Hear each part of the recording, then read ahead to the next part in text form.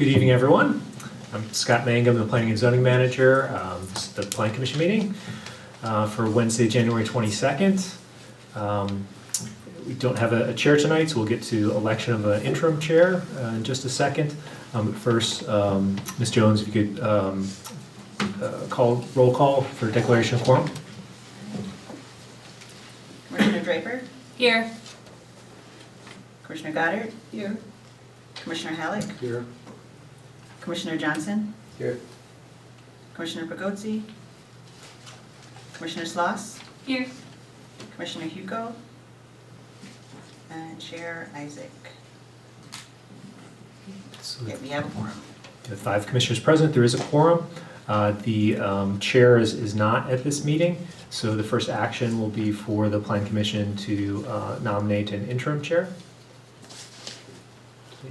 Your motion? I'll make a motion to nominate Commissioner Goddard as chair for the meeting, or just Interim chair? interim chair. Is there a second? I second that motion. Commissioner Sloss, and seconded by Commissioner Draper. All those in favor, signify by saying aye. Aye. Any opposed? Okay. Interim Chair Goddard. All right, the first order of business is to remind everyone to turn their cell phones off or on the vibrate. Approval of the minutes from the January 28th meeting. Are there any additions or corrections? If not, can I have a motion to approve? I move to approve. Second? Second. All in favor? Aye. Opposed? Okay. Abstentions? Abstentions? Aye. Abstain. All right, the second order of business is text amendment, and connected to that is a map amendment. The text amendment number is 19 PLND 0090. It's a zoning ordinance text amendment to create a new general residential zoning district designation with a maximum height of 3 1/2 stories. The map amendment is similar to that. It's rezoning properties north of Emerson, roughly between Asbury to the east, Gilbert Park, and the former Mayfair Railroad property to the west, and the block north of Foster Street to the north, from the existing R5 General Residential District zoning district to a new General Residential zoning district with a height limit of 3 1/2 stories. So as you can tell, these are both related. If you plan to speak at this meeting, you need to sign in by the door there. And if you are planning to speak, I need you to raise your hand. You promise to tell the truth and nothing but the truth? I do. All right. The format for tonight's hearing is to gather facts and information regarding the petition, provide that information with a recommendation to approve or approve with refinements, or to deny to the city council where final action will occur. In other words, this is a recommending body. We do not make a decision tonight. We just recommend to the city council. So here's a summary of the procedures we're going to follow tonight. City staff, which is the presenter for this case, will summarize the petition, after which the Plan Commission may ask questions of the staff. As this case was continued, the party who requested the continuance will then present evidence rebutting previously provided testimony regarding the petition, after which the Plan Commission may question that party and any other witnesses. Next, members of the public, you can ask questions of the petitioner. When speaking at the microphone, they should give their name and address and whether they have been sworn in to testify. And again, that all needs to be done up here at the microphone so it can be recorded. The petitioner will then have the opportunity to answer any of these questions. The member of the public can then give sworn testimony, comments, opinions, etc. And again, when speaking at the microphone, you must give your name and address and speak at the podium. The petitioner will then have the opportunity to cross-examine any member of the public that provided that testimony. After the public has completed its testimony, public testimony for the case will be closed. However, any member of the Plan Commission or the city staff can ask questions can question any public member or the petitioner. Finally, we'll have a summary and closing by the petitioner, an optional closing by the staff, deliberation by the planning commission based on evidence, clarifying or summary comments by each commissioner, optional, and finally, a motion to either recommend or approve with refinements or denial. Because there's quite a few of us tonight, we are going to provide some limits on the testimony. So if you're an individual, your comments and questions will be limited to 2 months. If you're representing a group or an organization, your comments will be limited to 10 minutes.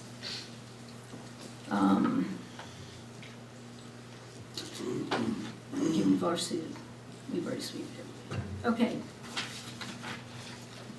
So petitioners? That would be you, that's right. Staff, sorry.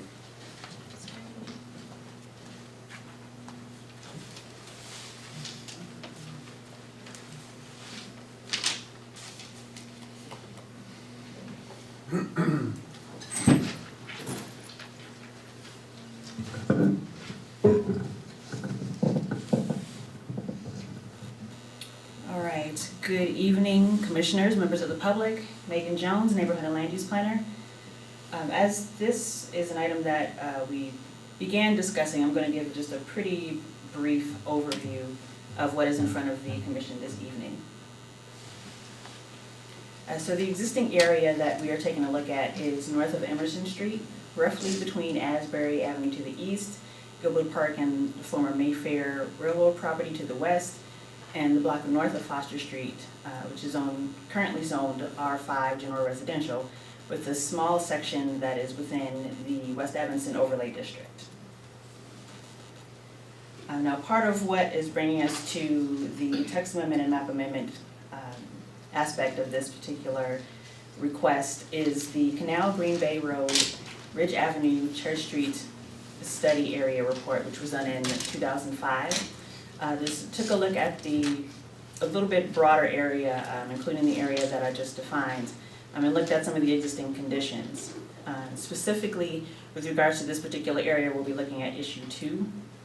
And there was a great amount of discussion that came from that, and there were essentially 2 different sides. We had one side that looked at the existing character, which was largely single-family homes, though some had been converted to 2-family or multi-unit residences.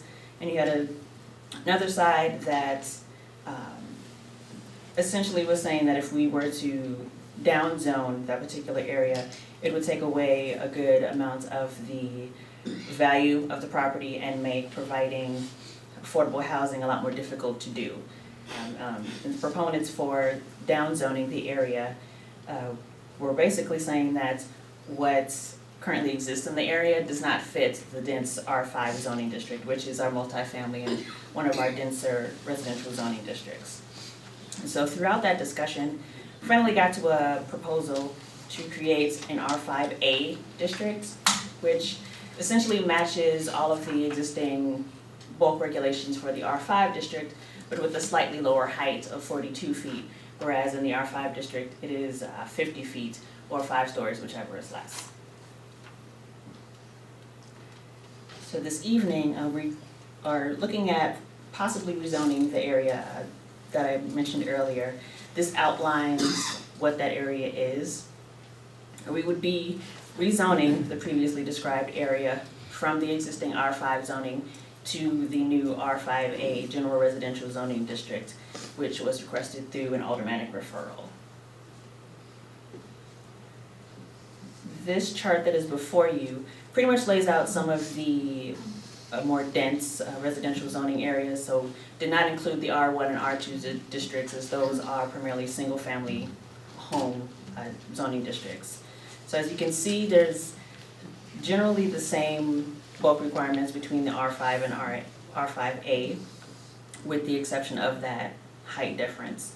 And you can also see how that compares to some of the lower density general residential zoning areas that we have within the city.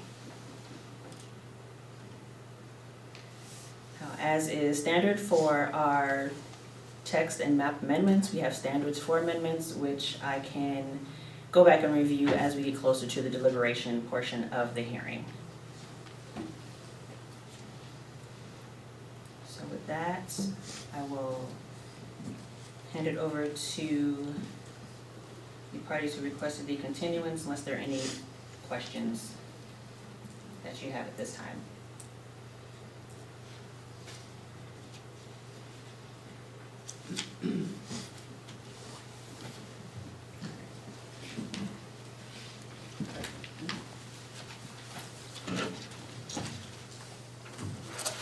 Good evening, sirs and madam commissioners. I am back before you from our session in October. My name is Thomas Ramsdell. I'm an attorney in Chicago and in the suburbs, and I represent the party who requested the continuance, but it isn't the only party affected by this. I represent Victoria Catherine, who owns 7 parcels at the intersection of Emerson and Jackson, which is part of the area to be included under the proposed map amendment. So what I want to do is briefly just, instead of giving the case, I'm going to let Ms. Catherine and our expert George Kissel, whose report should be included in your packet that you received today. He has been before this body many times. And just simply say that, you know, what's before the commission tonight is a text amendment, which, as we all know, changes the action, creates its own new zoning classification and applies text to that, which most importantly includes the height limitation. Then there's a map amendment, though, and that is what takes that text. Can and you speak apply- up? Yeah, that is what takes that text. I've never been asked to speak up. That is what takes that text and then applies it to the properties included, which are Ms. Catherine's. So, in a way, it's the objection, although we will present evidence against the text amendment and explain why we don't think it's beneficial to Evanston and consistent with its planning principles. It's the application of that text through the map amendment that most directly affects my clients, who own 7 properties. And just as a brief summary here, I think that the reason we're here, and I think the evidence is, the discussion is going to show, is that there was a misunderstanding.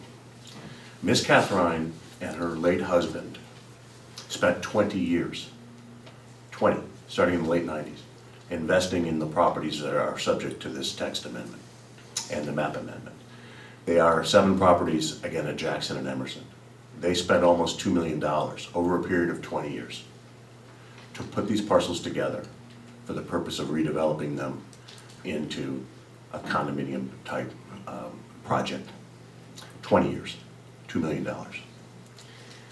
Last year, or in late 2018, Ms. Catherine's husband passed away, and she continued the plan they had, and on her own went and purchased the last 2 properties to put together what they had been planning since the 1990s.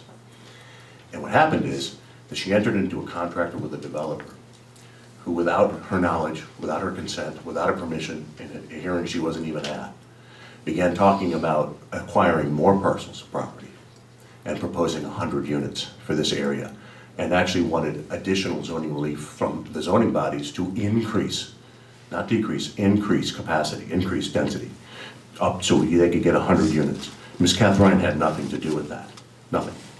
And when she heard about it, she got out of the contract, broke the contract. She began addressing the public. She had a public hearing here. And I believe that the alderman's referral of this to staff was a result of a total, honestly, a misunderstanding and something that Ms. Catherine never intended to do. She was not the person who did it. She always planned, as she'll talk to you about, to build within, as of right, zoning under the R5 classification. And she's going to tell you that if this isn't applied to her or this doesn't pass, that's exactly what she's going to do. And she's going to require it now in any contract moving forward. So she has been significantly impacted by we'll call him a business partner, who frustrated a 20-year plan that she and her late husband had to build within zoning of Evanston in reliance on zoning laws and their continued applicability to her properties. I will finish up just briefly by saying that in its report, the staff does not recommend to this body that it approve this. It only recommends that there be a discussion. It doesn't say we should do this or we shouldn't do this. That's up to you.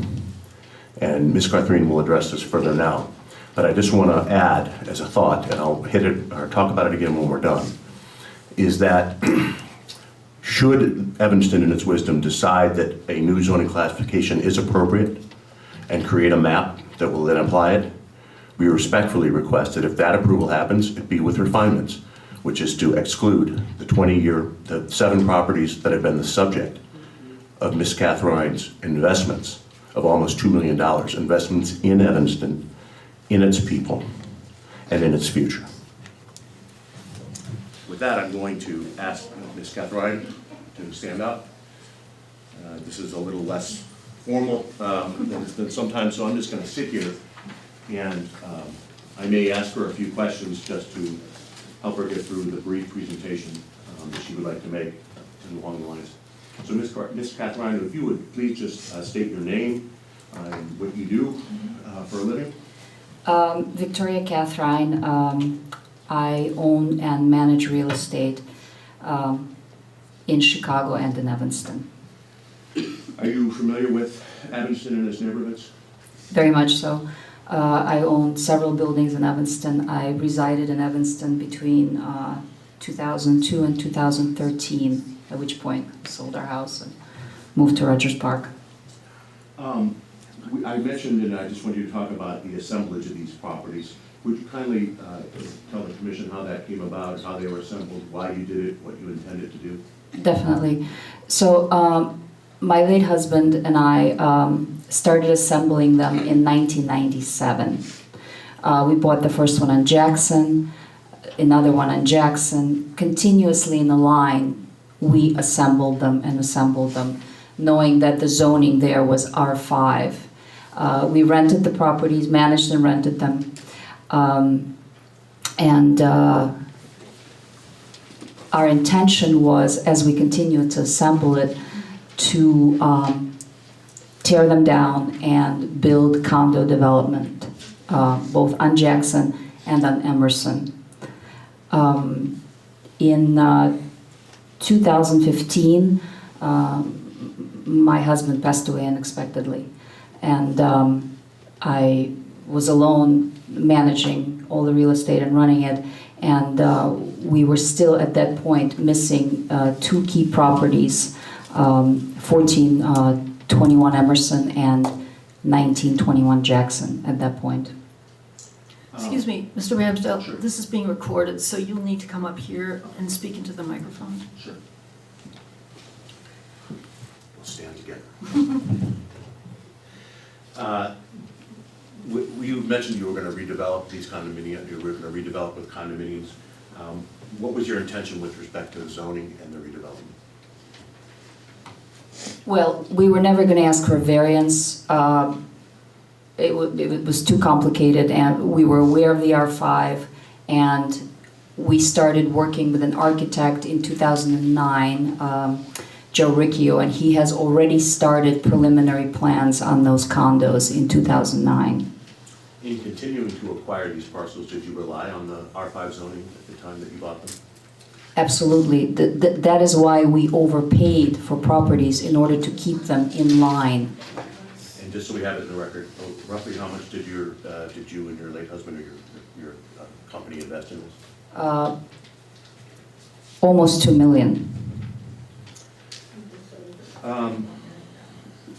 With respect to what your plans are, you own these parcels now. Are you familiar with whether or not, just as the owner of these properties for so long, whether they would fit in with neighborhood trends you might have seen in Evanston during the long period of time you lived here? Well, absolutely. Actually, I mean, we can all see what's happening. Everything is moving out of downtown. They've built out downtown already, and it's moving in all directions and moving west and moving north as well. Would your development include an affordable housing component? Absolutely, it's a requirement. And I spoke to Melissa in the city, actually, right when Mike died, just to verify the zoning, because I was planning to purchase more properties at that time. But I verified the zoning and, what'd you ask me, I'm sorry? What? Was I aware of the zoning, is that what you asked? No, I was wondering if you were gonna have an affordable housing. Yes, and she informed me at that time that it had to be 10% affordable housing. And would it be? in compliance? Absolutely, yeah, absolutely. Just moving, try to move through this briefly. At some point, well, let me ask you this, did you plan, once you acquired the 7th parcel, to redevelop them yourself, or to perhaps sell the project or work with somebody else on the project? Well, when Mike passed away, I knew that I was kind of between a rock and a hard place. I was missing 2 properties, and additionally, I did not have enough expertise and frankly, stamina and willpower to do this on my own. So I decided to purchase and overpay for the other 2 properties and sell the parcels to a developer who'd be more qualified. Did you eventually enter into a contract or an agreement with the developer to move forward? I did. In August of 2018, we signed a contract for both parcels with Demanis Development. And what happened after that with respect to your knowledge, of course, what happened after that with respect to his project and the contract? I have to be honest that I was so busy and crazy at that time running the other business that I wasn't paying attention exactly to what he was doing. And what he was doing is prolonging the closing. And I was too busy to question that. And what he was doing behind my back, from what I understood from Melissa, was that he was trying to acquire additional properties on Emerson and build a development that was way beyond what was allowed there, which was 100 units, over 100 units, I believe. Was that anything you ever consented to or agreed to with Demanis? Absolutely not. I would have never entered in a contract with someone who was not going to build according to what was allowed there. Okay, so how did you find out about this? I found out from the listing broker that there was a big explosion at this meeting, understandably, from the community. They were outraged. What meeting? There was a community meeting in early April of 2019 where he presented preliminary drawings of this project. And of course, the people in the neighborhood opposed it. And he didn't want to fight an upstream battle. Okay, so what did you do once you learned about this? The contract was broken, and he walked our separate ways, and he has actually insisted that I empty the buildings. So now I'm in a situation where the buildings are empty, and we have this situation and not moving anywhere.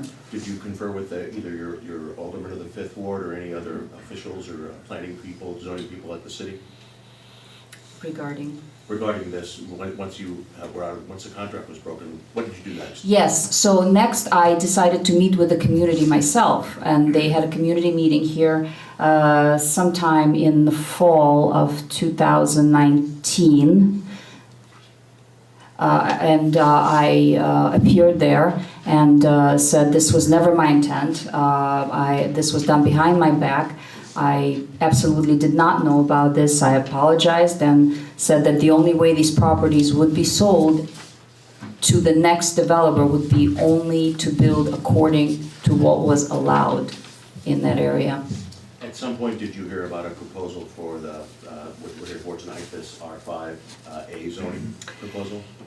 By pure accident, well, the alderman mentioned it at that community meeting, but then I got nothing in the mail, nothing by phone, nothing by email, and by pure accident, while discussing the properties with the new broker, I found out literally a few days before that, in fact, this was proposed, this 5A. Having owned some of these parcels and all of them for an extended period of time, prior to this, to the learning of the 5A and prior to this experience with Demanis, had you ever heard of anybody mentioning a new zoning classification or a 5A zoning classification for the area where you own the property? Never. I've never been mentioned. All right. Why are you here objecting tonight?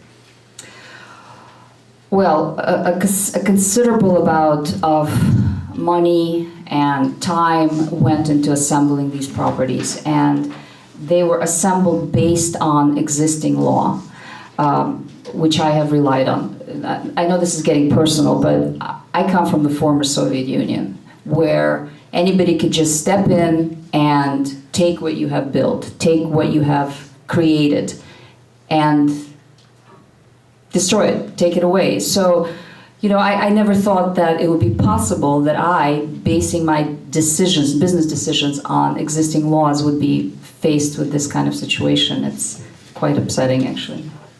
I think you've covered this, but just briefly, two more questions. If this R5A text and map amendment is not approved, or the text is approved but not applied to you, so the R5 zoning remains for you, what do you plan to do? I would like to put it back on the market starting early spring. The contingency of the contract would be billed only according to what is allowed by law in that area. On the flip side, if the R5 is approved and it's applied to your properties, what will you do? R5A, you mean? R5A, excuse me. Yeah. I don't know. I really don't know. I'm not sure. Fair enough. Do you anticipate any financial loss if the 5A zoning is applied to your property? Definitely. You know, it's being said all the time that nothing has changed, is that you know, only the height is reduced, but you have to remember that whoever develops it is going to take the first floor for parking.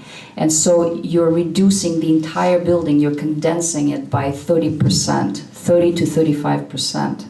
That's what's going to happen. Have you had any opportunity to translate that into dollars at all?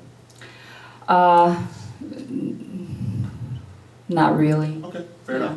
I'm finished asking you questions. Do you have anything you would like to add?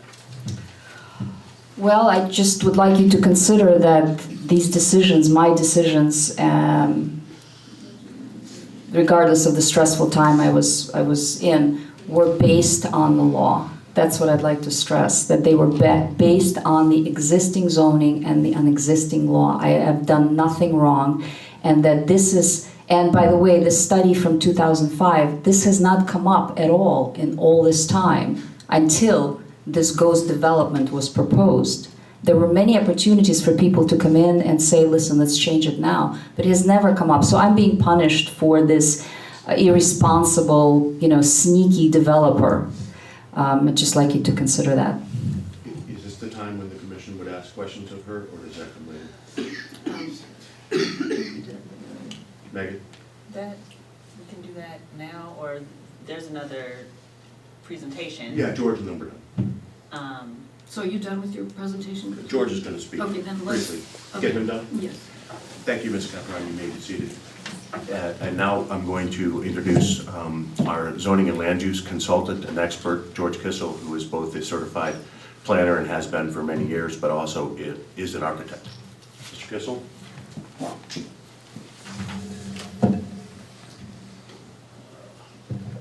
Let's get myself situated here. Thank you, Tom. Good evening. My name is George Kissel. I'm the president of Oak Red Kissel Associates, with offices at 122 South Michigan in Chicago. As was mentioned, I'm a licensed architect and a certified planner.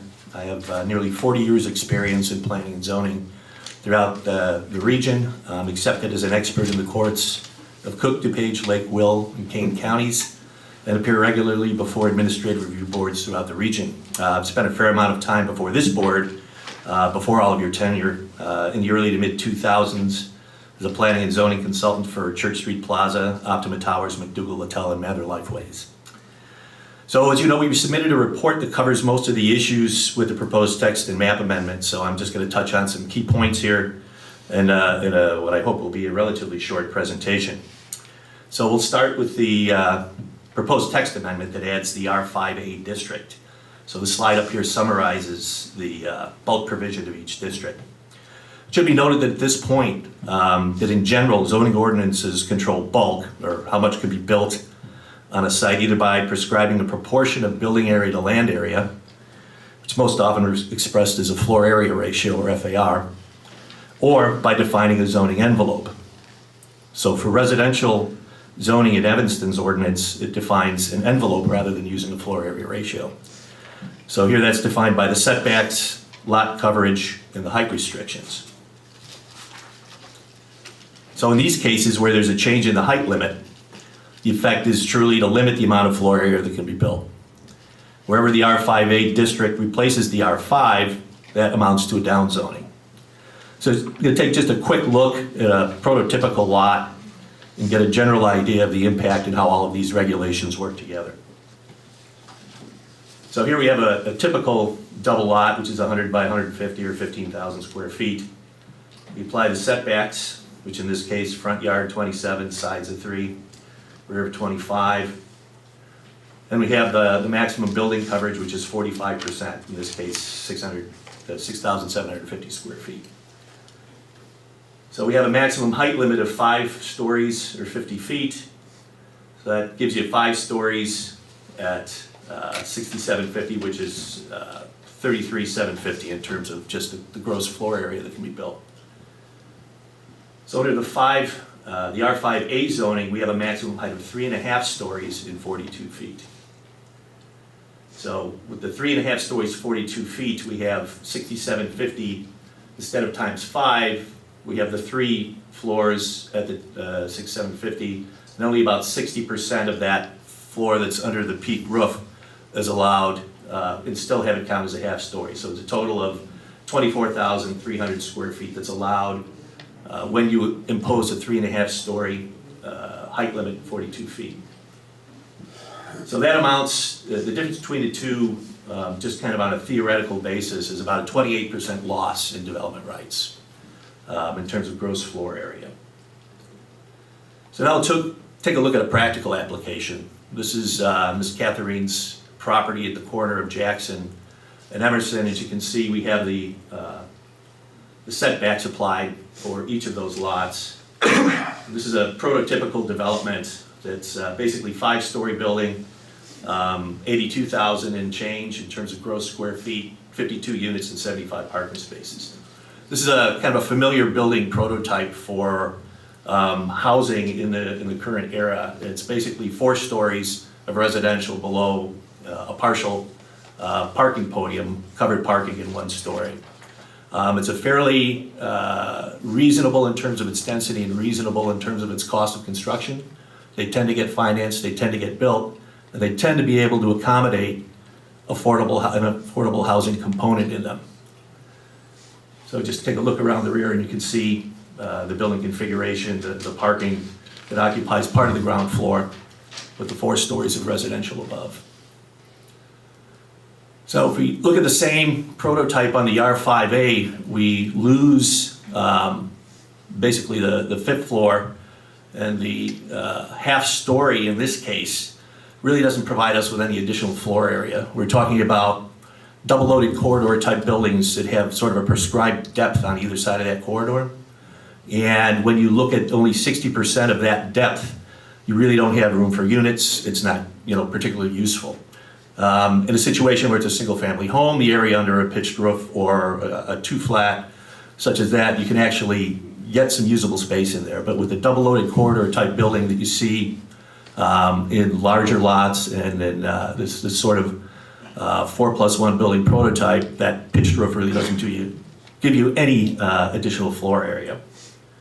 So the comparison here in a practical application is more like a loss of about 33% of your development rights when you take all of the practical applications into consideration and actually constructing a building under these issues.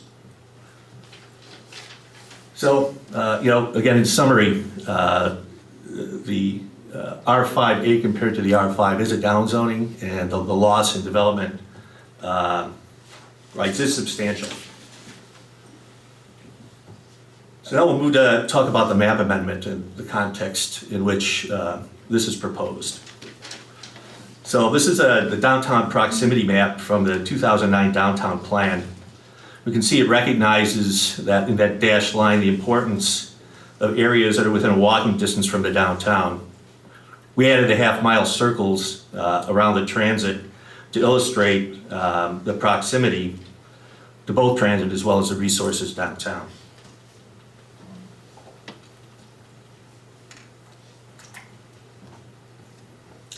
Next, we'll take a look at the zoning context.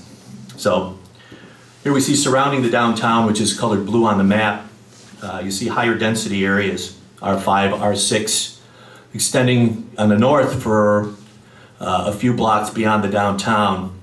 But on the east and west, that area is constricted by the presence of two R1 districts. These are the two historic districts here in Evanston.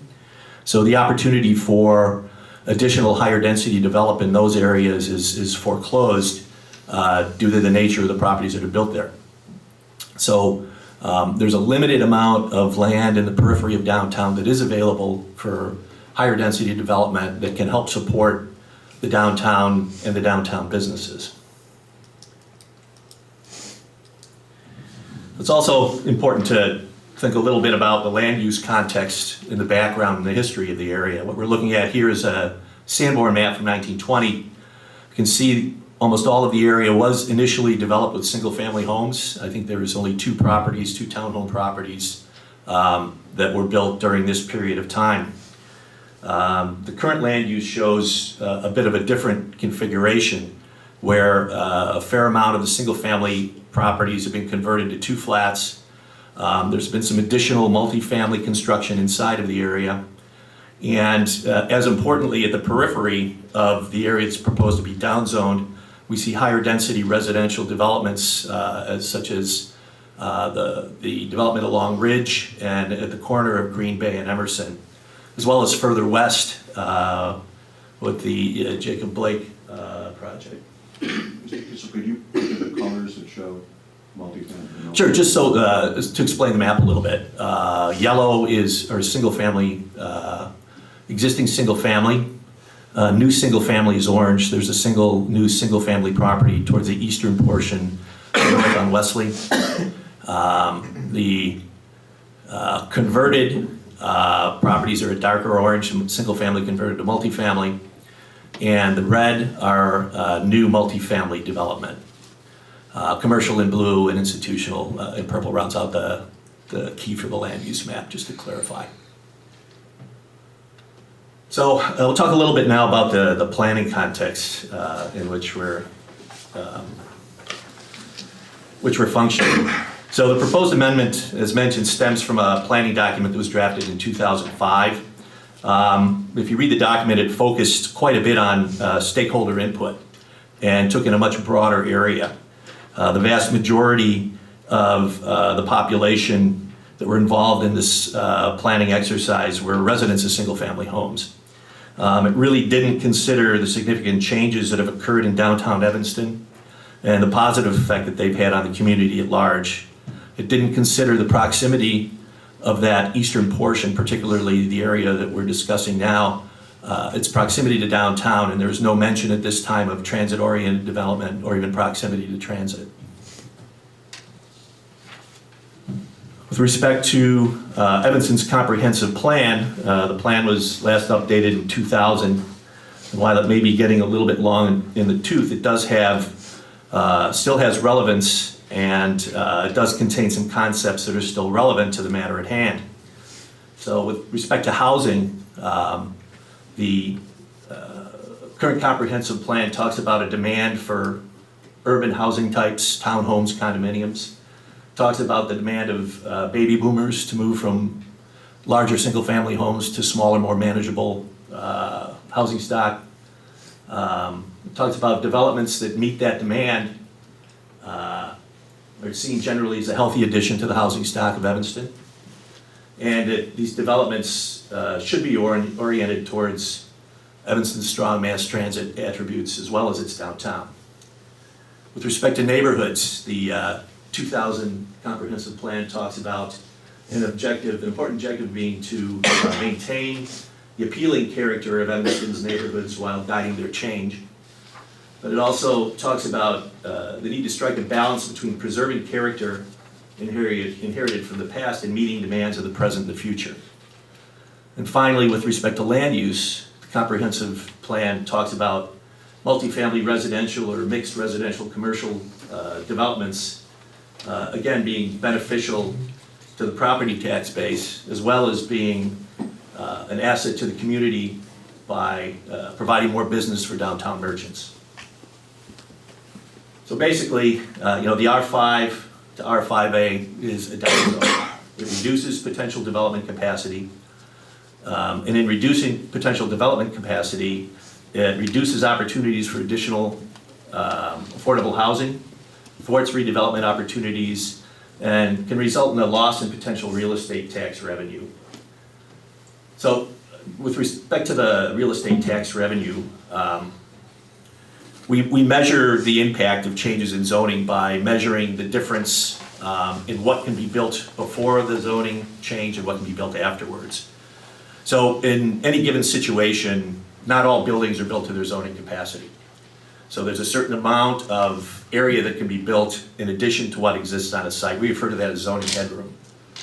So under the R5 district, we took the Cook County Assessor's database and the information, which provides the amount of floor area that exists.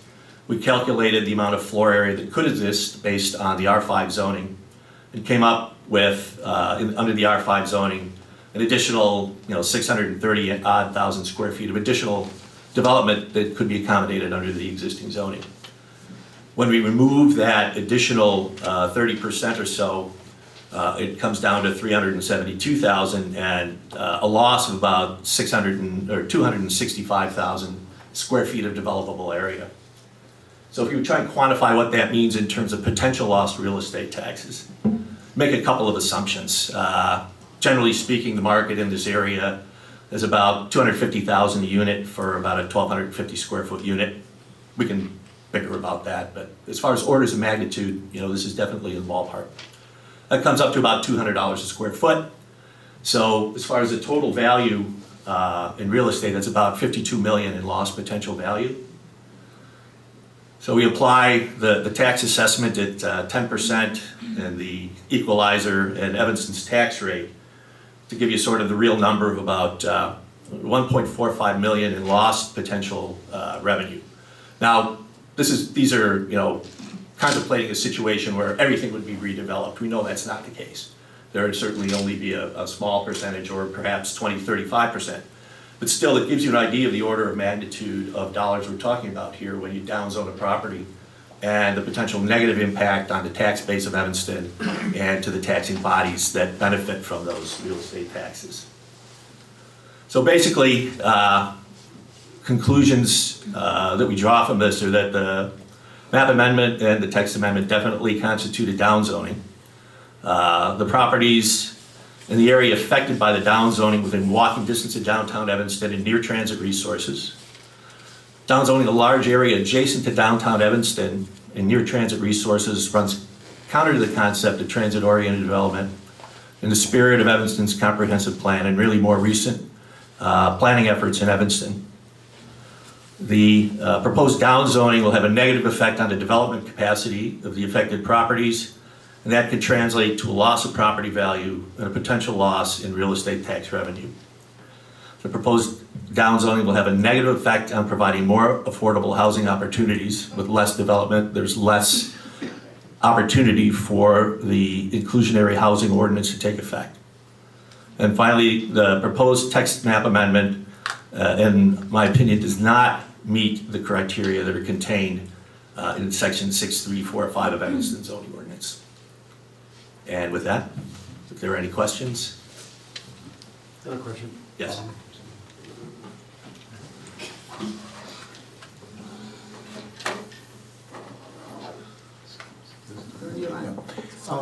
Going back to the zoning map, R1 is, the historic property are to the south, directly to the south.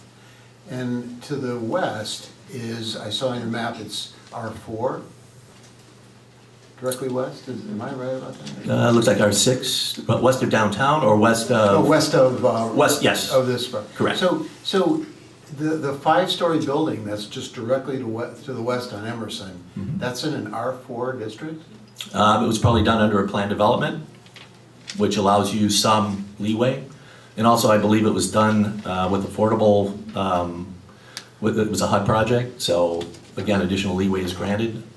I can't tell you any detail about how that got approved, or whether there was a zoning change that underlied the Okay. plan development. Any other questions of the petitioner? The R4 does have a 3.5 story, or actually 3-story, I believe, height limit. 5-story. Right. Commissioners? Anyone from the public have any questions? I'm going to read off the names of people who have signed up, so if you have a question for the petitioner, please come up with the, May I make a point of order here? okay. We're not the petitioner. Well, okay, you're right. I don't understand, I'm just wondering Yeah, okay. procedurally, there is nobody actually Yes. proposing this. I mean, I'm not saying it wasn't referred, but there's been no discussion in favor. So I will refer to the presenters with that. No, I just was confused by your language. Yeah, I'm sorry, that was my error. All right, does anyone have any questions for the petitioner? I'm going to read out the names of people who signed up. If you don't have a question, that's fine. You'll also have a chance to comment after the questions are all answered. First is Mike, these are from the October meeting. Mike Abdelgayed? Abdel Sayed? Yes, that could be, sorry. Okay. Are you I don't here? have any questions, I do. Okay, Todd Smith? David Sparks? Timothy Samuel? Here, no questions, comments Okay, later. Matt Rogers? Marcus Lee? Thank you. No question. Linnea Latimer? No questions. Joan Safford? Priscilla Giles? Roberta Hudson? Tina Payton? I have a question, yeah.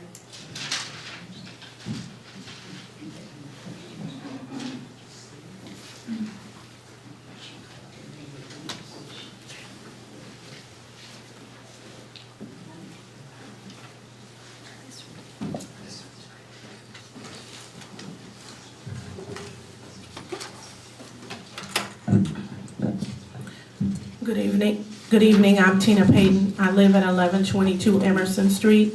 We own the property at 1507 Emerson Street for almost 50 years, which is just adjacent to the area they're discussing. So, I think you said, how many units were you planning on building here? We're allowed to build 44.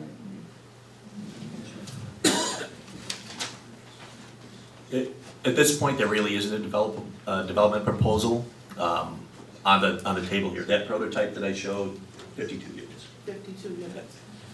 So if you say 52 units and you do 10%, so you could say 5 or 6 affordable units.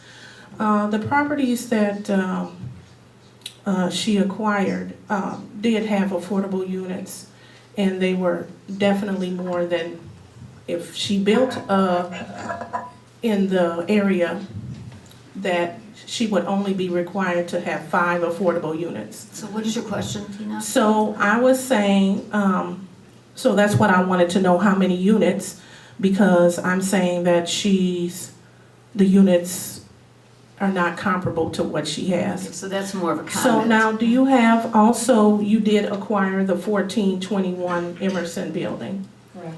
Okay, so could you repeat what addresses are in the area that you own? Certainly. So on the Emerson side, I own 1425 Emerson, 1425 Emerson, 1419 Emerson, and 1413 Emerson. On the Jackson side, I own 1917 Jackson, 1921 Jackson, and 1925 Jackson. And none of those units were designated as affordable housing. They were market rent units, just to clarify that.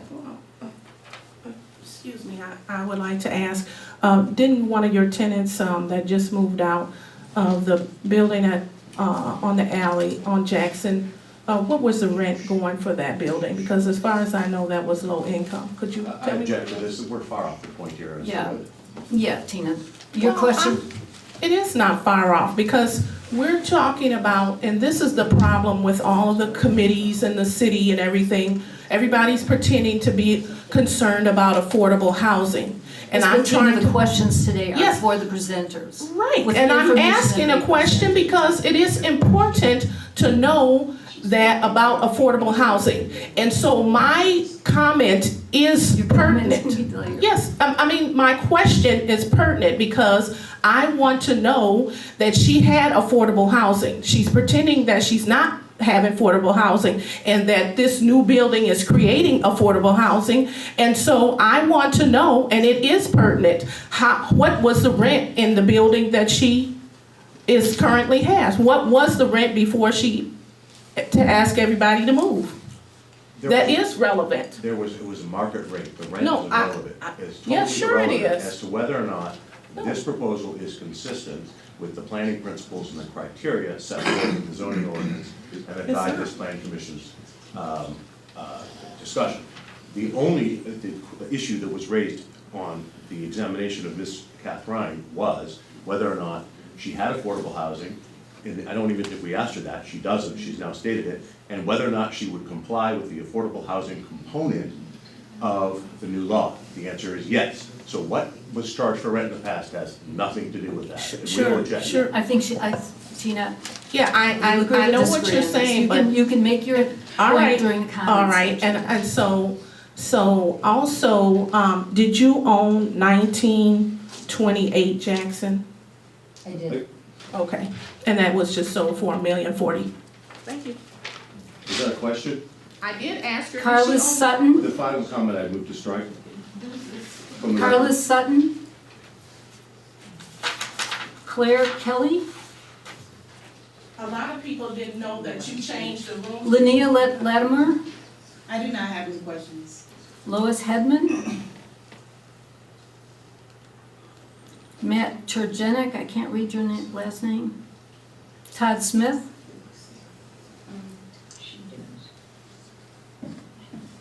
She didn't hear you when you called her name. She has. I'm sorry,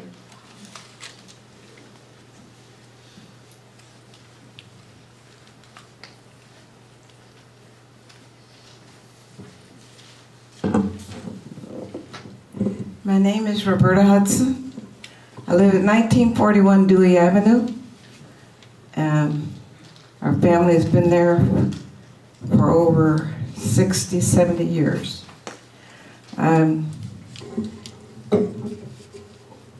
There were a lot of problems in the area at one time, and we formed the Foster Park Neighbors to try to improve the neighborhood and eliminate the problems that we've had there. There's a lot of density already in that area. If you've ever lived around that area, you know it's difficult to park. It's difficult to ride bicycles or anything through there. Ms. Hudson, just a minute, this is for the questions, do you have any questions? Yes, Okay, I wanted to know what type of housing. You're talking about five stories. We had never planned for 5 stories for that area. we are just talking about a text amendment today and a map amendment, not about a specific building or a specific. Oh, I thought you were going to talk about the area No, and this the was type of just- house. I This thought was she just, talking about the type of. it was, yes, it was a presentation of the kind of buildings that would be allowed under the current zoning and the proposed zoning, but not a specific building. Well, in that area, we had a plan from the city that we proposed years ago that they never did go through with it. And that's why I'm questioning the type of housing that you're wanting to put there. Again, this is Because just, I still have the plan. okay, yeah, but do you have a question for the presenters based on the information that the 3 people made earlier? Well, I'm questioning, he's talking about the city losing money from a 5-unit to 3.5. We don't have a specific proposal in front of us. We have a text amendment in front of us, whether to change the zoning from R5 to R5A. That is the only thing we're talking Well, about. that's what I'm talking about. You're So talking what is your about. question? My question is, he wants to keep it at R5, and that's not what the plan was from years ago. I can go and pull that plan out if But you need the it. current zoning is R5. Well, it And was that's what supposed, we have to be considering tonight. but it was supposed to be 3 and 3.5. And I have that, all that data that the city went through before. Well, one of the things we're discussing tonight is whether to change it from R5 to R5A, which would limit it to 3.5. And that's what I want to make So, sure. okay, so you have no more questions. Okay, thank you. Shannon Hackett? Sue Lobeck? Victoria Katrine? Oh, sorry. Marcus Lakelighter? Timmy Samuel? No questions? Okay, this is just questions, remember. Christopher Garshall? Yeah, I do have a quick question. Okay, come up here. State your name and address, I'm sorry. Hi, my name's Christopher Gottschall, and I live at 1910 Wesley. And I didn't hear, what were the dates that you acquired properties? Were they before 2005 or after 2005? Before. So you had acquired these 7 properties all before the 2005? No. She testified very clearly that the last 2 she acquired after her husband's unfortunate passing, which was after 2015. This was done over a series of time between she testified, between 1998 and 2018 or something. 2018. Okay, I just missed that because I figured if you'd bought that many properties in that area, you probably would have been aware or involved in the study that was done in 2005. But you said that you had no idea that was even happening, even though you had all those properties in the I area? object to the form of this question. This is nothing more than. It's a legitimate Well, question. she can ask the But question. it's not a question, it's a statement. No, I'm Asking the asking, question. you didn't have any Well, idea that this study of course happened? not. I mean, the study and the law, are not one and the same thing. I went and bought property according to what was the law. Okay.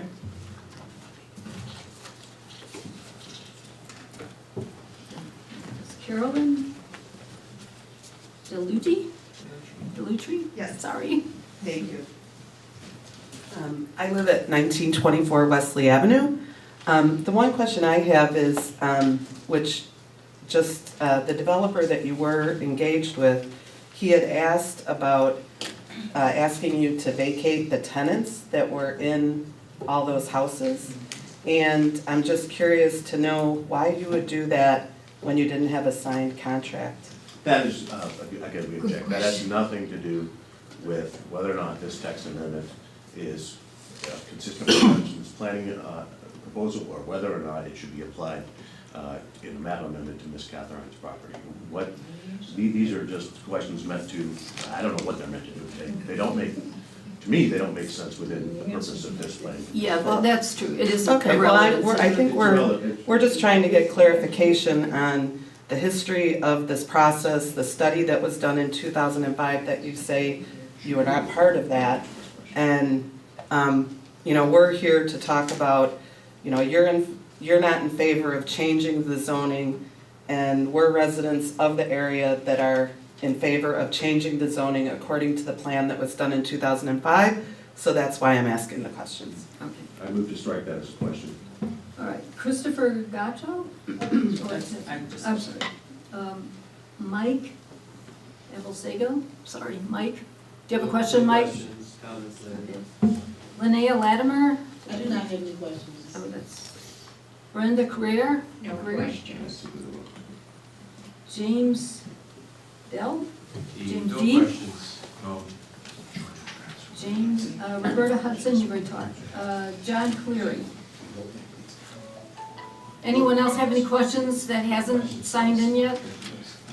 Mr. Cleary would like to speak in opposition to the. Okay, there will be chance for that after the questions. All right, I guess we're ready to move on to comments now. Starting with this October people, Mike Abdel Sayed.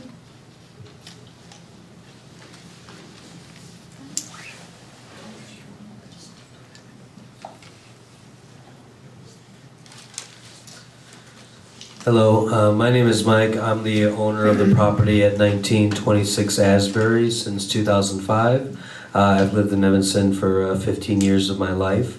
I'm opposed to the downsizing specifically to my street. I have no opinion to the rest of it, but Asbury Avenue, specifically between Green Bay and Emerson, this reduction would reduce the value of my home significantly. It's just a different character than the rest of the streets that are being considered. We are the farthest eastern street of the border, and even in the description of the study, they said roughly from Asbury. The street has many commercial buildings, including a gas station, a plumbing company, a funeral home, a strip mall that wraps around to Emerson. The street itself is an A1 designated traffic street, which is the highest congestion street that can be given to a suburban street. It's where 18-wheelers can basically drive.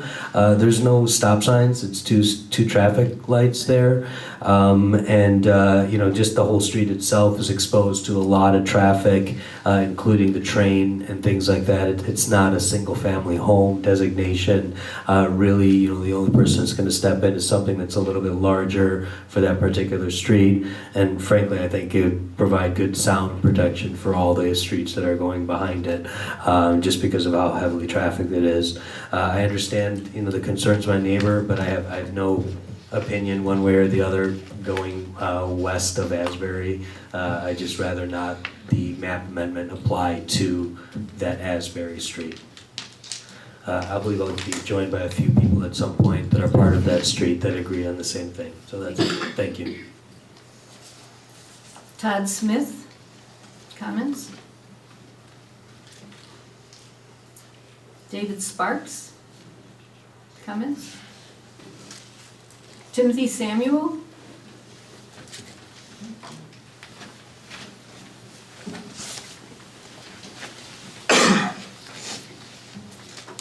Good evening. My name is Timothy Samuel, Timmy, unless you're my mom. I own a home at 1910 Wesley, and 3 years ago, after living in Chicago for over 20 years, we decided that we wanted to make a move out of the city. Having spent much time in Evanston and loving it, the decision to move here was an easy one.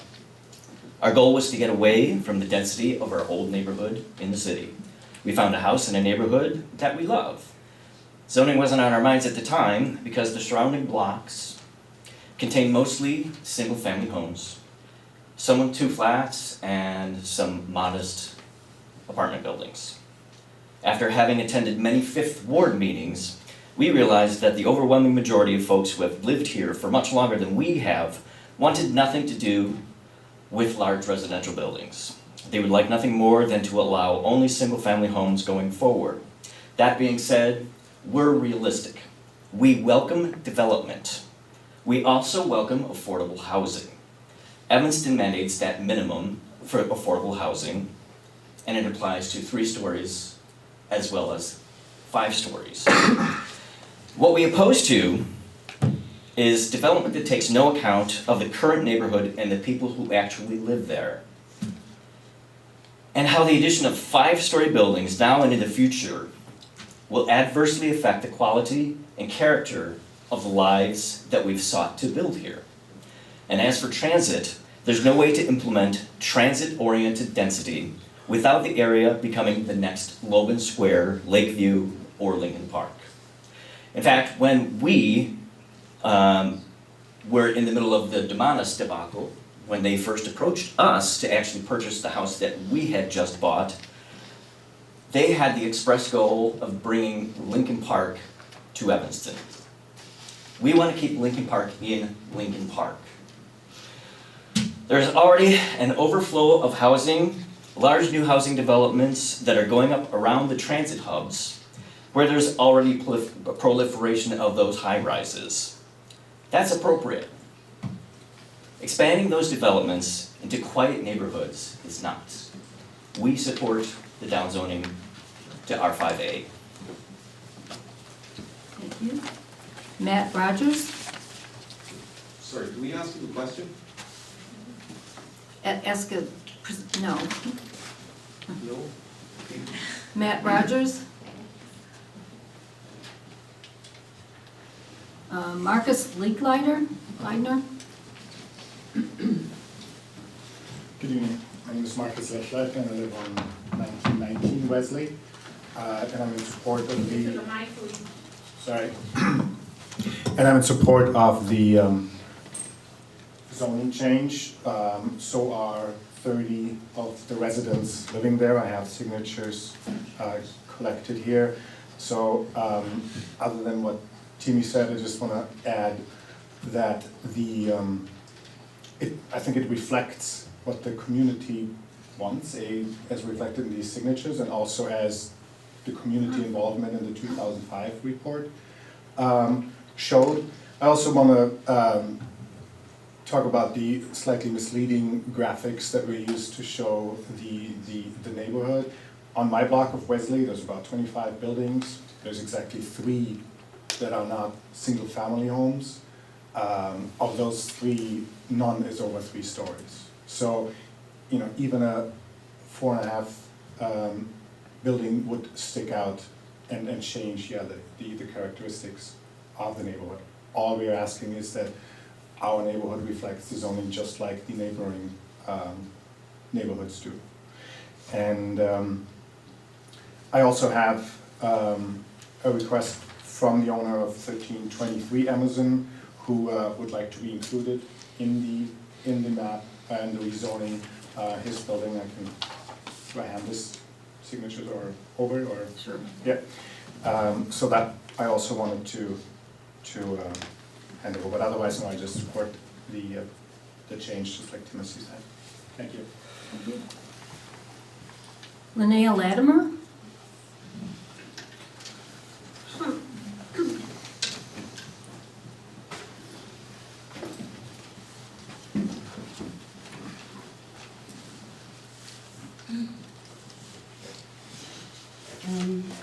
Good evening, my name is Linnea Latimer. I live at 2114 Emerson. I'm a lifelong proud Evanstonian, raised in the 5th Ward, where some of my most cherished memories are. My educational background includes finance and information technology. I currently work as a systems analyst for Northwestern University. I'm involved in my community, and I serve as an advocate for those who cannot find their voice. I was appointed as 5th Ward Ambassador, which is a city-funded program. I am motivated by the next generation of leaders, and I aspire to create an environment that will foster their personal growth and development. My parents moved to the city in the 60s and bought their first home in the 80s. I am a first-generation Evanstonian, and I do not intend on being the last. Let me ask you all a question. How many of you on this panel are familiar with the 5th Ward? This is not, we're not asking. How many of you shop there, eat there, worship there? To many of us in that area, it's home. To a developer, it's a cash cow. Over the years, I've seen my neighborhood change right before my eyes. My family founded United Faith Church, located at 1321 Foster. Our doors have been open for 47 years. I have driven, walked, biked, skipped down Jackson and Wesley more times than I can count. What used to be considered the most dangerous streets in Evanston are now lined with $500,000 homes. The development of these homes have created a negative impact to the ones who are most familiar with the area. For example, my sister, who is a single mother, pays $1,500 a month for a rat-infested 2-bedroom home. Nowadays, most people would say that's a good rate for Evanston. However, it was $100 less just a few years ago. The value and goals of the comprehension plans, the 2000, which is a 20-year-old document, states looking ahead, the market for urban housing may become strong in the recent years. While that may have been true 20 years ago, it is not so true now. It also mentions that such development could be desirable in various parts of Evanston and should be encouraged as a valuable improvement to the community and its real property tax base, unquote, end quote. There are plenty of urban housing, some approved by this very own panel. The type of development that is desired in the 5th Ward are office spaces, a school, libraries, restaurants, a grocery store, not more affordable housing. That's never affordable for the people who live in that area. There is an article that was written December 5th, 2019 by Larry Gavin, and it's called Developing a Segregated Town, 1900s to the 1960s. And if you look at this map, this red section is this area view. The red section, the only red section. In the article, it states, Black people were segregated into the triangular area. Most were as likely to own their own home as middle class and elite whites. Some white members of Evanston and Chicago real estate establishment and some financial institutions from Evanston and Chicago provided mortgages and construction loans to Black people who were building or purchasing homes in the triangular area and Garnet Place. It also states that area were given 4 grades. And I'm not going to read all 4 grades, but if you notice in the article that was written in the roundtable, Evanston Roundtable, there's only 1 red area. The shaded red were said to have detrimental influences in undesirable populations or infiltration of it. I stand here before you today, speaking on behalf of the 5th Ward, single mothers, students, families that are caring for extended families, meaning there are some mothers out there who's taking care of mom, grandmom, and their sister's kids, who deserves to live in that area that is in walking distance of downtown and all the other amenities that Evanston has to offer. And I'm asking you to consider and really think about the impact of your decision. For years, developers like these guys have been coming into our neighborhood to tell us what we want. If they had really taken the time to listen to the people, they would know that the 5th Ward has 1,000 problems. The lack of urban housing is not one of them. The request to rezone, to increase the height, to allow for more units only serves the developer. We've heard this story over and over again. Who here is going to be brave enough to put a stop to this? Who here will finally say no to the developer and stop the redlining attempt, forcing existing residents west because they can no longer afford to live here? Zoning rules dictate more than just how we can use and build on land. They also shape our communities and our lives. Do the right thing. Thank you. Amen.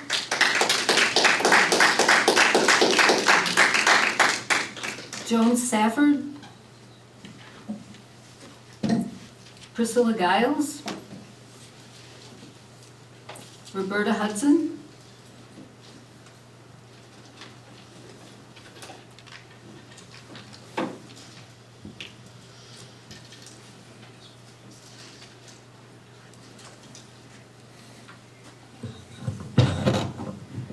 Again, my name is Roberta Hudson. I live at 1941 Dewey Avenue, and I'm a retired computer systems engineer.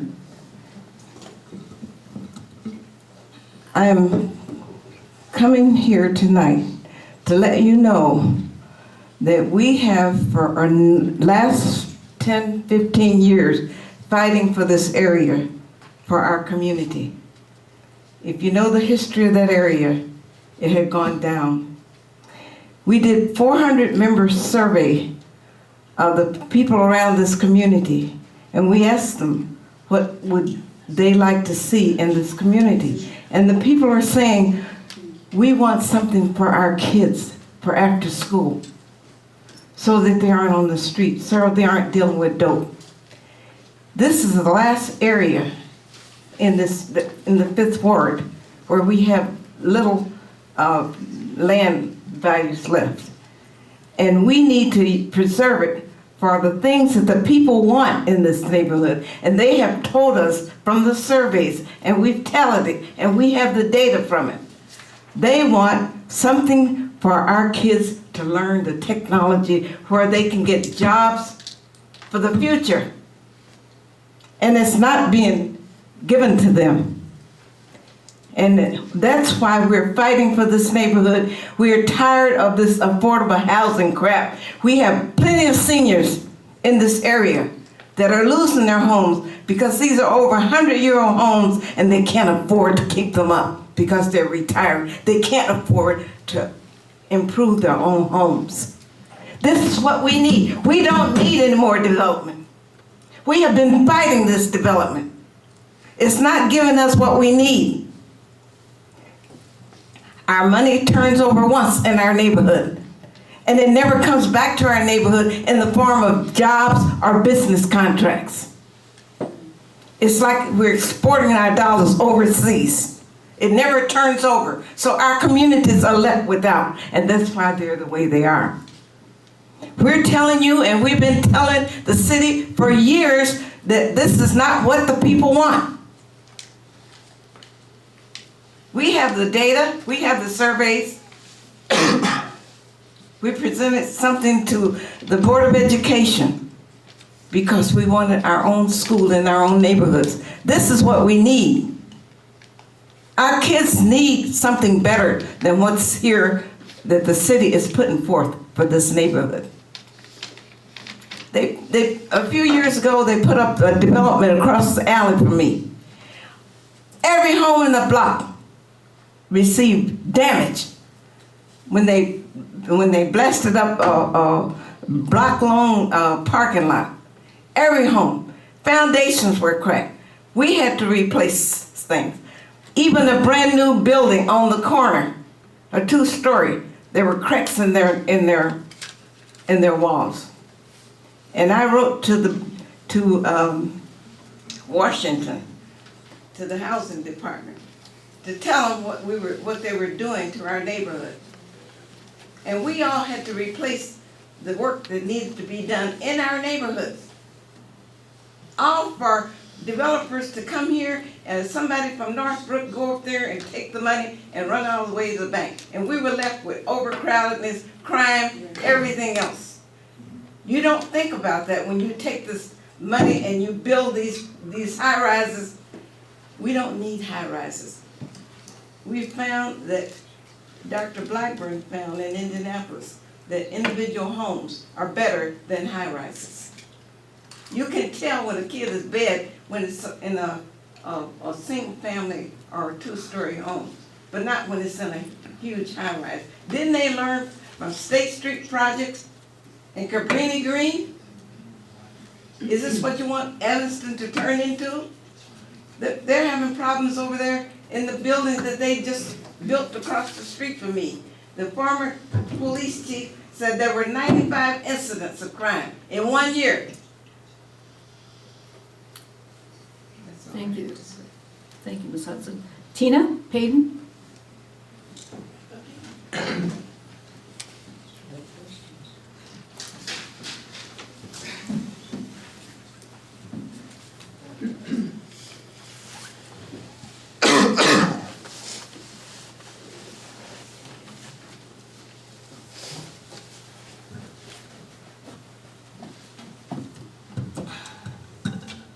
Good evening again, Tina Payton, 1122 Emerson.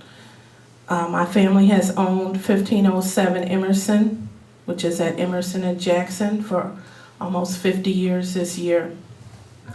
Our building is multifamily, 3 stories. We're one of the few apartment buildings in the area. To me, 1421 Emerson should not have been acquired and should not be in this new development. For those of you that don't know, 1421 Emerson was in an NSP2 home, and that was given government money, part of the $18.1 million. So here you are taking away an affordable home that was given government money to have an affordable family live in an affordable unit in a single family home. So now that's been acquired and now you're planning on tearing that down as well. Also, one of the previous speakers said that there's a lot of traffic at Emerson and Asbury and Green Bay. I know that. I've been in my home at 1122 Emerson, right at Ridge. We have the busiest intersection.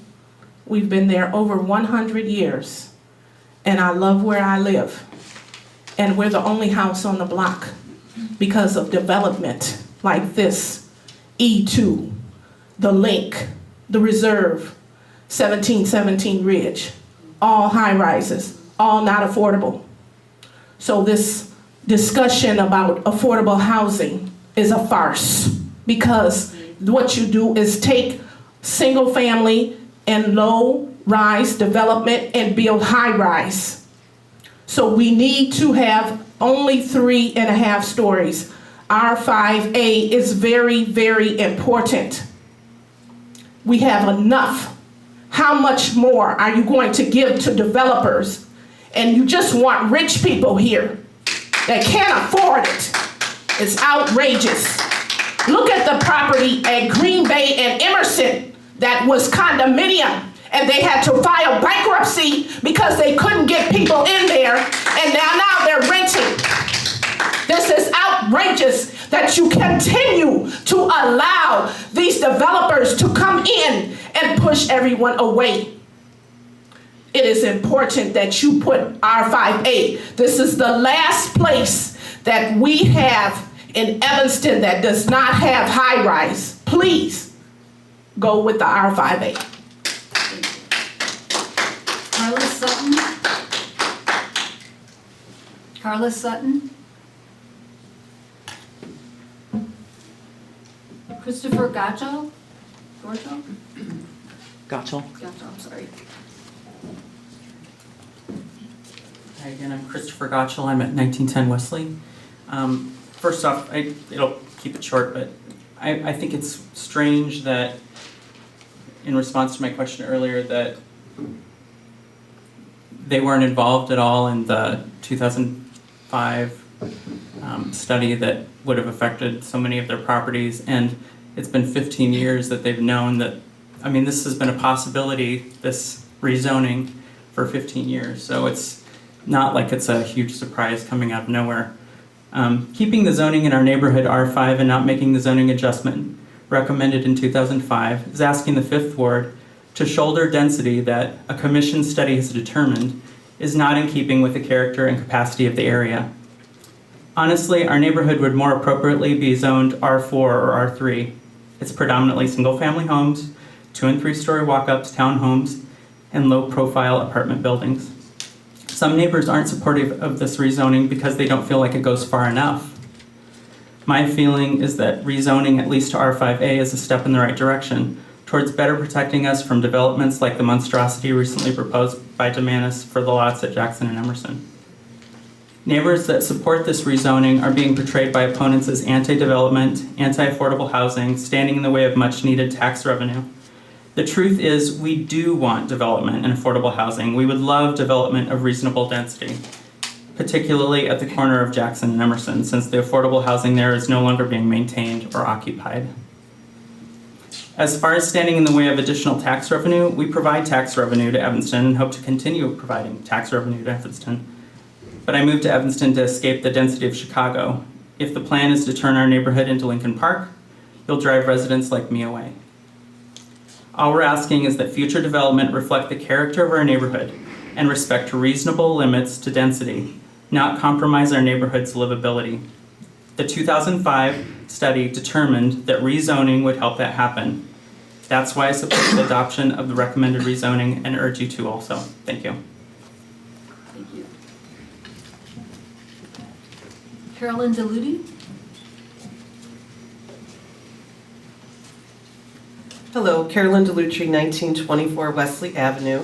I'm also the former executive director of Downtown Evanston from 2008 to 2014. So I really am familiar with the whole downtown district, the housing in the district, the commercial area.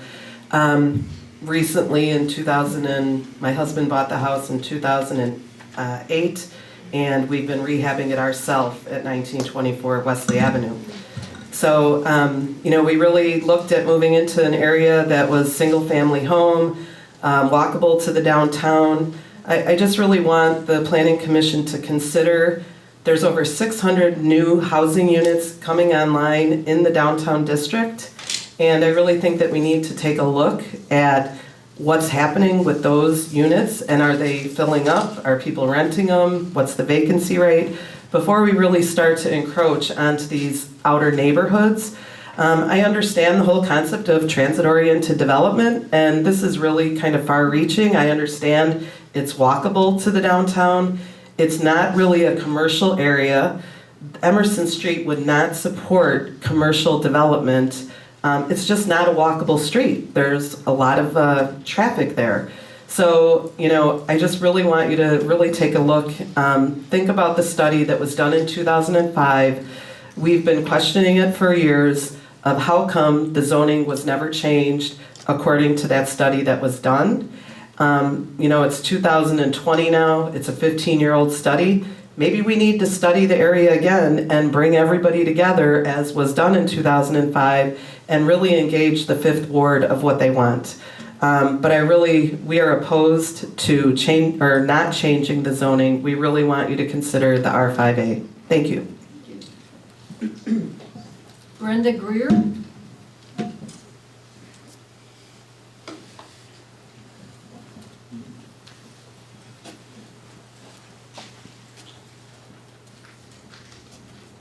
Good evening, my name is Brenda Greer, and I live at 1620 Foster, the Emerson Square Buildings development. I've been a resident of Evanston as of January the 29th. I'll be 71 years old. I was born and raised here in Evanston. I've just been attending the meetings as of 2019. I am aware that the citizens were not in agreement to the first development plan at Emerson and Jackson.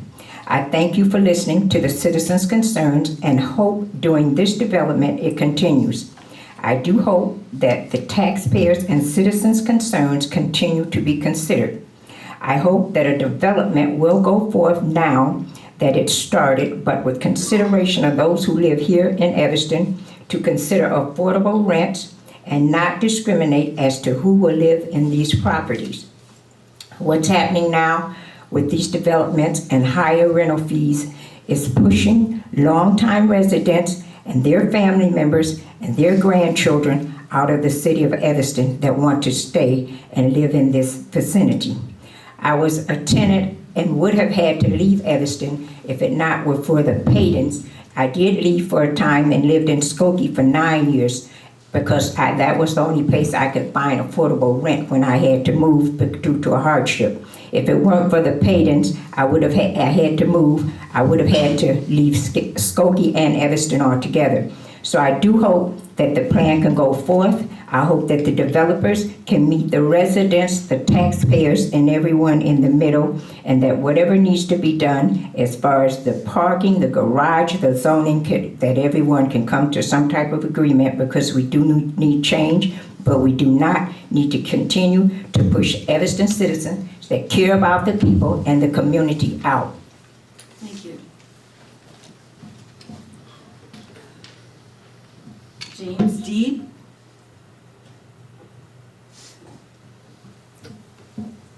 John Cleary?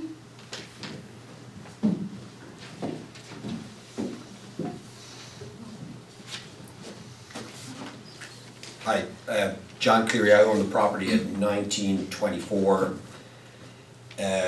Asbury Avenue. I live in Evanston, have lived here for about 7 years. Used to live on the 1800 block of Wesley, so I'm very familiar with the area and some of its issues and the surrounding properties. My name is Dan Lauer, L-A-U-E-R, and I'm here on Mr. Cleary's behalf and to speak in opposition to the downzoning. Mr. Cleary purchased 1924 Asbury knowing that the zoning was R5. He has 2 other properties under contract on that block. while we're, of course, very respectful to the single-family homes that are to the west of there, the 1900 block of Asbury is past its useful life. These are frame buildings that no one would invest in. They need to be replaced. They're multifamily as it is, and it is not a single-family block. It's a commercial block with a gas station at the north end. We have a petition with 5 of the 7 taxpayers of record on the 1900 block of Asbury opposed to the downzoning. So we're in full opposition to the R5A, and especially as it relates to the 1900 block of Asbury, since that is a buffer between the single families on the west and Green Bay Road on the east.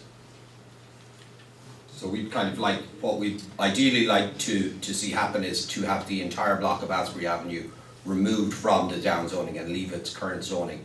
The plans that we are looking to do, and we have been in discussions with the City of Evanston and with the zoning department and the affordable housing department, are to do 2 4-story buildings, 8 and 9 unit buildings. One would be a condominium building and the other building would be an apartment building. So there has been no new condominium buildings built in Evanston in the last 10 years. There's been very limited supply of new construction homes for people to live in, and our proposal is to create some. And also to the affordable housing, we would be offering 2 affordable housing units within this development to the City of Evanston. And some of the properties they're beyond their useful life. I mean, they're frame 2 flats. They're not very good upkeeping in the entire street. I think it's important to note too that Mr. Cleary is in full compliance with the current R5, that he has prepared preliminary plans. He's met with staff, both the zoning staff and the affordable housing staff, and is fully prepared to comply with the current codes and has spent a great deal of money and time in that regard. So we're against the R5A in summary, especially as it relates to 1900 Asbury, which is it should be more of a buffer if there was going to be any R5A whatsoever. One other thing, with the downzoning of the height from 50 feet, which I agree is very tall, it's a very tall building. A 4-story building, which would be more in keeping, requires about 44 feet, not 42 feet for a 3.5-story building.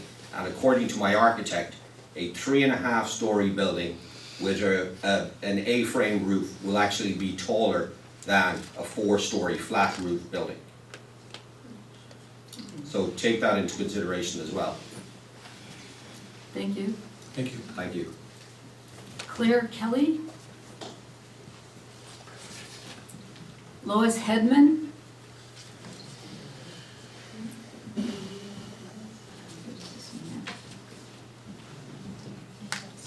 Matt Rogers, did you speak already?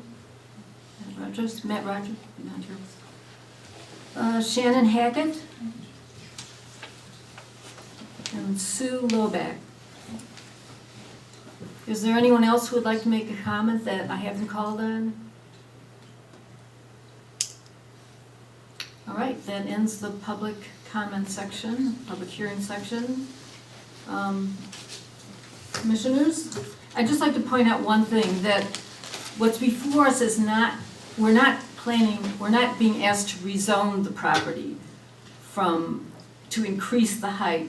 We're asked to rezone the property to decrease the height. The height would, if we refuse to accept this or just not recommend it, the height will not change, okay? Does everybody understand that? I hope so. All right, commissioners? Are we ready to closing? I thought I heard you say previous. Oh, yes, I'm sorry. Yeah, just this is it's been going on for a while, so if you want to briefly summarize. Sure, yes. A couple of minutes. Well, as I was listening to, thank you very much, ma'am, I do appreciate it. As I was listening to the comments and to the evidence, I was struck by what appears to be, seriously, a great deal of confusion, and I appreciate your comments just a few moments ago as to who's the petitioner and who wants to be left alone. I don't know who the petitioner is. I think we have a right to cross-examine a petitioner. I think we have a right to see studies. I don't see a petitioner. Ms. Catherine and the other people who object to this simply want to be left alone. They're not asking the city of Evans to do anything, to change anything. They're asking it to follow its own rule of law. And what I think is happening here, and I'm hoping the commission will understand this, is akin to changing the rules in the middle of the game. This is Ms. Catherine's accumulation or gathering of these, purchasing of these properties is a 20-year project, $2 million in. And the entire time the zoning remained the same. I think it's important to note that there was a comment about relying on this 2005. Well, you don't rely on an idea or a plan. You rely on the law. And so I think that I think this board did understand and apprehend everything, so I don't have much more to say, other than it is patently unfair, against all principles of equity, to change the rules in the middle of the game. We object to it. I don't think anyone who spoke here, on either side, if it was their issues, their money, their property, their kids, their schools, would want the rules changed in the middle of the game. So we're asking that the court, or we're asking that this commission, that's my day job. That this commission, not approve this. And I am also confused about what's the mandate. There's no petitioner to cross-examine. I want that in the record. This has come to us from the city council. I understand that, but we have a right to cross-examine. Where are the studies? Who's actually behind this? Who is proposing it? Who is the petitioner? I'm not directing this at you, ma'am. I'm directing it to the commission. It's a legitimate question. We were being attacked as if we're the petitioner. All we want to do is be left alone. All we want to do is be left alone and be allowed to use our property rights as is guaranteed by the Constitution, as the law provides. And I didn't want to make this a legal argument, but I think it's an important point. It's not a nuance. Who's the petitioner? Where is their evidence? The staff has not recommended approval. The staff has recommended discussion. So all I'm asking is that if you do go ahead and recommend approval, which I don't think is appropriate, that the refinements include excluding the current 7 properties identified by Ms. Catherine, and thank you for your time. All right, this absolutely closes the public hearing. Commissioners, comments, questions? I have comments. Boy, I can see both sides of this issue. On the one hand, I don't understand why the R5 was zoned in the first place, why this area was zoned R5 in the first place, but it was. I believe that, and why I don't understand that is because of the existing character of the area. It's obviously low-rise. We talked about it, single families, very, very short multifamilies. So it's just surprising to me that it is zoned R5. But it is zoned R5. And I think personally that downzoning is a very dangerous thing to do. I think that it's as was pointed out, that the people that own these properties, and it's not, I think we should take this subject property that was spoken about out of the discussion, because we're really not evaluating that property. We're evaluating, I think, the whole area. And I think to just downzoning. I know projects in Chicago that there have been lawsuits when the city, when the city tried to downzone property. And so I think it's a very dangerous precedent. But maybe there's a compromise here. Maybe that, certainly, I mean, in my opinion, the area that was talked about on Asbury, that is not a single-family area, clearly, and perhaps that might remain as R5. The other area that could be considered, because Emerson is a fairly busy street, Maybe the area that is from Emerson north to the alley could be also considered to remain R5. And I'm suggesting this just because I can see both sides of this issue. So throwing that out.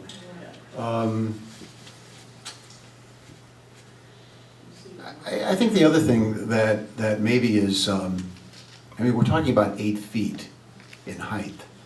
It's I don't know. I don't know how this is going to end up with the vote, but we are talking about 8 feet.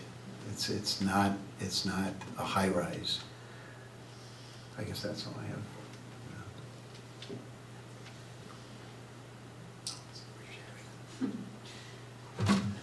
I had a similar feeling to Commissioner Halick when I was considering, I guess, and I maybe past the point where the city staff can speak to, the comprehensive plan as it relates to this portion of R5 zoning, but it does seem like a strange island of R5 in what doesn't feel like a particularly having a character that would suggest that. Though the entirety of the area being considered doesn't have, isn't uniform in its character, but there's certainly areas that seem more, primarily single-family homes and not entirely in line with the higher density zoning.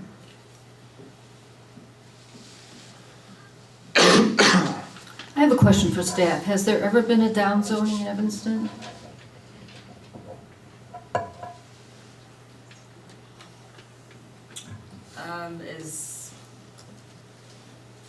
As far as I'm aware, I can't think of any property that's had that happen in fairly recent years. Typically, if there's some kind of zoning change, it's usually going to be a higher density or a different type of use. That would be something we have to look at. R4A on that map right there. I don't know what that constitutes. We don't know if that was a downzoning, if that was the zoning originally. Yeah, so there have been, I can say there have been maybe text amendments as they relate to maybe some specific regulations within the zoning districts, but not a full-on rezoning or downzoning. I believe since the R4A was brought up, I believe 2005, it looks like, in the code citations for that section, it looks like that's the time period when the R4A zoning district was created. And then just a little bit of historical research looking at old zoning maps, the 1962 zoning map. At that time, there were 7 residential districts, so there was an R7. In that time period, this area was zoned R6. So it has been a very dense district for a number of years.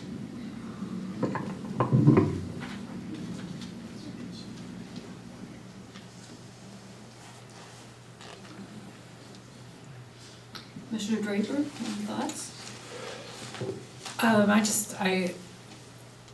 I'm a little conflicted as well. I think we heard a lot of really great arguments and discussion tonight about this neighborhood and what it means to this area to keep these single-family homes and multifamily. I guess I'm debating, I appreciate part of Evanston is the mix of different housing types. And to downgrade one area, I feel a little hesitant of that kind of spot zoning attitude. This is part of, for people that are selling off, everybody's really concerned about developers, but that also means people are selling off their houses to developers. So there's an aspect of single family housing that is unaffordable to a lot of people, and apartments can be more affordable in some aspects. So not everyone can afford a single family either. So there is always that aspect of having a mix of housing types. There is multifamily in this block, it's not all single family. So I'm just still kind of struggling with this little parcel. Mr. Johnson, you're new to the board, do you have any Sure, thanks. thoughts? Thank you for raising the point about how often this occurs in Evanston. In the context of our city, once every 15 years. In a national context, changes in zoning maps are understandably rare. And to pursue a change to the zoning map, my thoughts are just, in order to approve a change to a zoning map, that a plan commission needs to be very, very sure that is the right way, rather than leave it as is, so to speak. And I know there's no motion on the table, but a vote for this in the affirmative would be to recommend alteration of the zoning map, and a nay vote would be to just leave it the way it is and has been. Correct. Okay. Depending on how the motion is set, Sure, yeah. right. Go ahead. I just want to add to that. Someone mentioned maybe another study should be done of this area. I think, to your point, when you change zoning, it probably should be done in the context of the whole city. You know, and you're looking at trends and, you know, all kinds of things that, you know, could affect the zoning in some sites or not. But you're looking at it very comprehensively, which is what I think should be part of any sort of rezoning. It should be more comprehensive.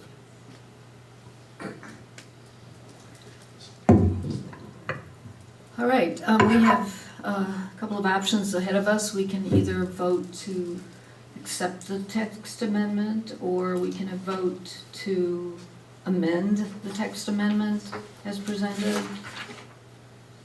Or I guess we could not vote on anything. Yeah, no, I'm gonna ask, I just was gonna let them know what our options are. All right, Megan, you wanna go over the standards that we should use to make a decision?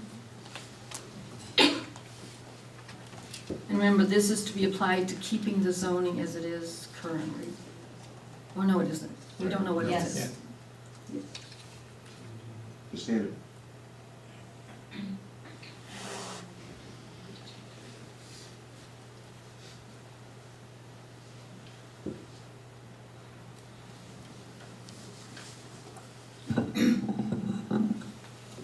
Okay. So we've got the 4 standards before you. The first being whether the proposed amendment is consistent with the goals, objectives, and policies of the comprehensive general plan as adopted and amended from time to time by the city council. The second, whether the proposed amendment is compatible with the overall character of existing development in the immediate vicinity of the subject property. Whether the proposed amendment will have an adverse effect on the value of adjacent properties, and the adequacy of public facilities and services. So the first one, consistent with the goals of the comprehensive general plan? I would say that's not satisfied because the comprehensive general plan has the current zoning. Correct. And they're pushing for this affordable housing component. Yeah, but that's not They're- before us, yeah. Whether the amendment is compatible with the overall character of the existing development, I would say probably yes. Yes, I would agree. And whether the amendment will have an adverse effect on the value of adjacent properties, and I would say yes to that as well. What do you think? Yeah. Well, but will have an adverse effect. Because it devalues some people's It will, property. it Yeah. will, it could. And the adequacy of public facilities and services, I don't think that's really relevant for this question. So it's a mixed bag. Go ahead. That's pretty much. Those are it. the only ones? Yeah, those are the only standards, it's just the 4 for map and text amendments.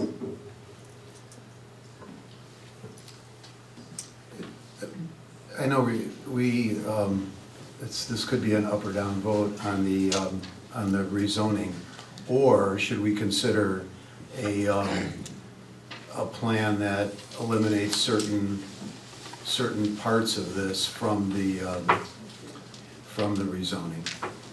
So you're talking about the specific areas on the map? Because I think the sites. Well, if we don't have the text amendment, we can't apply it to anything, so we have to, you know what I'm saying? No. Well, the first thing is this correct, we have to vote on the text amendment first, and then the map amendment? So do you understand what I'm saying? We can't, Yeah, we I can't modify the map if we haven't approved the text amendment. Madam Chair, all right. And I certainly am amenable to compromise. I just think that my colleague next to me mentioned spot zoning, and to modify the map by a block here or a block there just makes me uncomfortable that we're wandering into perhaps spot zoning. Yeah. And not being true to the comprehensive general plan. I understand. Maybe a more comprehensive, a holistic view would be more appropriate.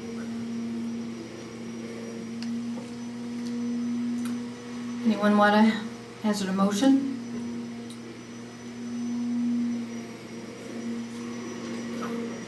I'll put forth a motion to vote to approve. To approve the text amendment, to approve rezoning, Right, that would be the city hall to staff. provide a, That would be the properly worded motion to approve. Typically don't do a motion to disapprove, right? Right, in the affirmative, it would to approve the text amendment to create the R5 district. R5 district. R5A. Yes. Yeah, so, motion to approve the text amendment, new residential zoning district, 19 PLND-0090. Second? I second the motion. Roll call vote? Commissioner Draper, No. Chair Goddard, No. Commissioner Halleck, I have to say no. Commissioner Johnson, No. Commissioner Sloss. Yes. That motion fails. The motion fails. Is there any need to do the map amendment then? Scott? No, we don't, unless you have, Since we don't have the zoning, right, how can we unless possibly? you venture changes to what was proposed. Ask a but- question, does this go now to city council again? Yes. Can we add a recommendation, because I think it's a really, really important point that when this should be evaluated in the context of the overall city plan, the city zoning. And I don't know when that happens, but I think, because I very much sympathize with the residents of this area. And like I said, I don't understand why it was zoned R5 in the first place. But I don't think that us changing the zoning is the right thing to do. And I think it should be part of a more comprehensive plan. I think just for clarity, although, based on the previous motion we made, know how the next motion would result, it would be clear just to make a motion on the rezoning and then vote on that as well. Because this is a recommendation to city council. All right, so then I need a motion to rezone this Emerson Street area to a residential zoning district of 3.5 stories.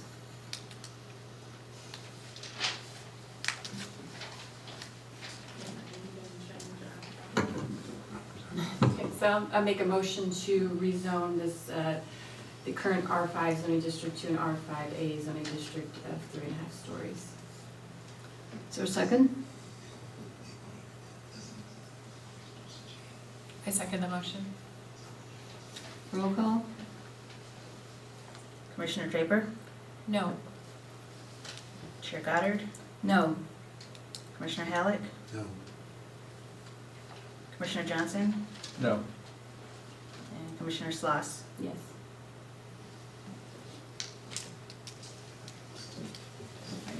Motion fails. Okay, this will be our recommendation to the city council, which will make the final decision on this matter. Anyone else have anything they want to bring up before the planning commission? Yes? I'm not sure if, there's a chance they voted through, if there's any special designation or any recommendation on that specific Asbury agreement. We are not recommending that they do the text amendment or the map amendments. The city council can do whatever it wants, they sometimes take our point of view, sometimes they don't, so. The minutes will be transmitted to the city council. Most of them watch the minutes of the meeting to get the public hearing. Was there a sign posted that this room was changed upstairs? Yeah, that's how I knew it from there. It wasn't on the website. It was, yeah, it was on the website. Mhm, it was. All right, motion to adjourn? Motion to adjourn. Second? Second. All in favor? Aye. Opposed?